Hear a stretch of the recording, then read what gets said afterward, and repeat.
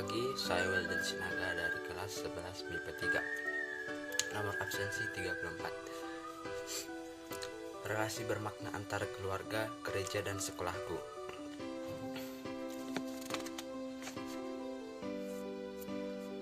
Yang pertama, anak dan pendidikan.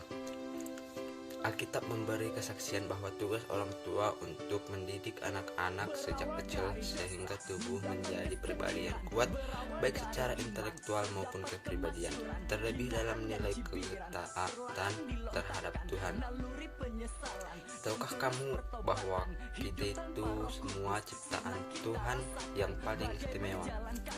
Kamu merupakan anugerah sekaligus titipan dari Tuhan yang memiliki potensi yang luar biasa, sehingga kamu sebagai remaja memerlukan didikan untuk mengembangkan potensi dengan sungguh-sungguh untuk mencapai keutuhan. Potensi-potensi itu terdiri dari potensi kognitif atau intelektual, afektif atau moral, spiritual, dan psikomotorik atau keterampilan. Yang kedua, tri pusat pendidikan. Tri pusat pendidikan yaitu antara lain: yang pertama, pendidikan dalam konteks keluarga.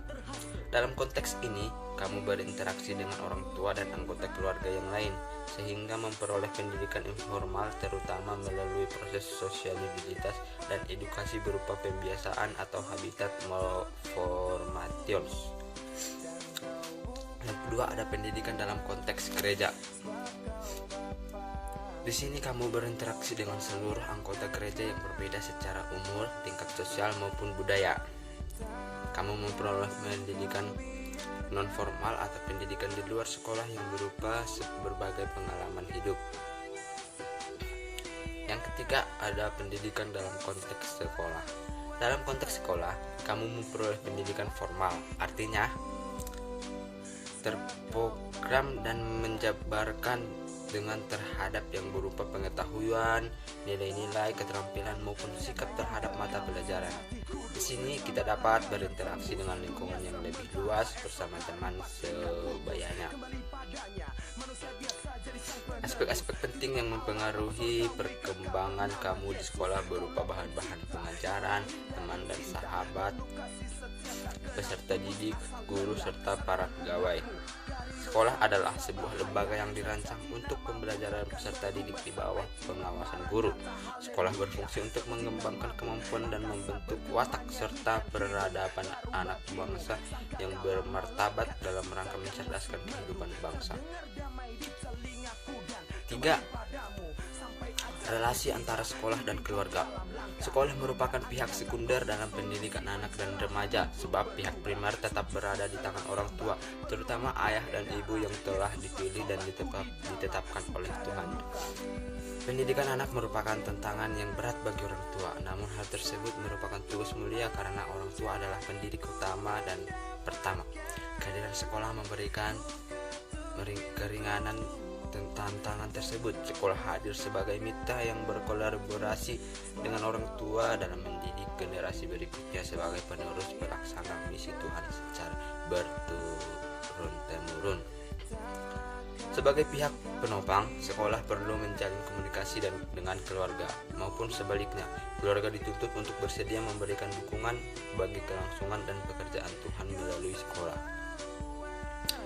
Keluarga dipanggil untuk memberi waktu lebih banyak berdiskusi, baik dengan guru di sekolah maupun dengan anak mereka yang mengikuti pendidikan. Jadi, menurut saya pendidikan bagi seorang masa remaja seperti kita sangat diperlukan. Tidak boleh bolos belajar, harus rajin, harus semangat pokoknya. Dengan demikian dapat disimpulkan bahwa dalam konteks negara dan berbangsa pendidikan memegang peranan penting termasuk pendidikan agama Kristen. Hal itu bertujuan untuk mengembangkan cita-cita pendidikan nasional, yaitu terbentuknya insan serta ekosistem pendidikan dan kebudayaan yang berkarakter dengan kelandasan bergotong royong. Pendidikan dalam konteks keluarga, sekolah, dan gereja seharusnya dapat memimpin peserta didik atau remaja untuk mengenal dan memuliakan Tuhan dalam segala aspek kehidupan. Yang keempat, masalah sosial dalam kehidupan remaja. Pernahkah kamu bersyukur kepada Tuhan karena kamu dapat bersekolah? Ya, tentu saja pernah bersyukur kepada Tuhan karena kita masih diberi waktu dan kesehatan supaya kita dapat tumbuh menjadi lebih dewasa lagi, menjadi belajar lebih giat lagi supaya kita dapat menjalani apa yang dikehendaki oleh Tuhan Yang Maha Esa.